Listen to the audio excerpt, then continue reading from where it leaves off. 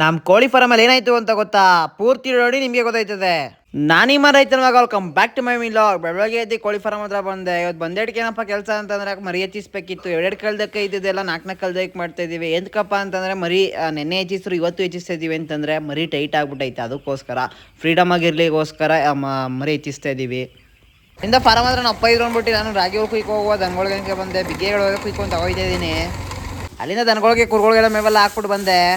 ಅಲ್ಲಿಂದ ಸಂಜೆವೆಲ್ಲ ಮಟನ್ ಇಸನಿ ತಕೋದೆ. ನಮ್ಮ ಹುಡುಗನ ಬಸ್ಸಾರ ಕೇಳ್ಬಿಟ್ಟು ಸಿದ್ಧಾಗೋಯ್ತೀರ ನೀವೆಲ್ಲ.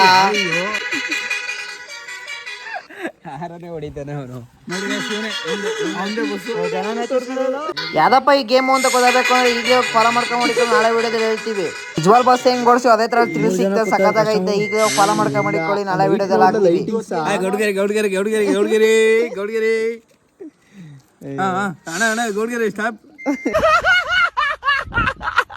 ಅಲ್ಲಿಂದ ನಮ್ಮ ಹುಡುಗಂಗೆ ಬಟ್ಟೆ ತಗೋಬೇಕಿತ್ತು ಅಂತ ಚನ್ಪಣ ಬಂದು. ಎಲ್ಗಪ್ಪ ಬಂದಿದ್ದೀವಿ ಬಟ್ಟೆ ತಗೊಳಕ್ಕೆ ಅಂದ್ರೆ ಕಪಲ್ ಕಟ್ ಬಂದಿದ್ದೀವಿ. ನಾನು ತಗೊಳ್ಳೋದು ಇಲ್ಲ, ನೀವು ಬನ್ನಿ ಕಪಲ್ ಕಟ್ಗೆ ಬಂದು ತಗೊಳ್ಳಿ. ಇಲ್ಲಪ್ಪ ಐತೈತಿ ಕಪಲ್ ಕಟ್ ಅಂತಂದ್ರೆ ಚನ್ಪಣ ಪೋಸ್ಟ್ ಆಫೀಸ್ ರೋಡಲ್ಲಿ ಯಾರೇ ಬಂದು ಕೇಳೋರು ಕಪಲ್ ಕಟ್ ಅಂದರೆ ತೋರಿಸ್ತಾರೆ.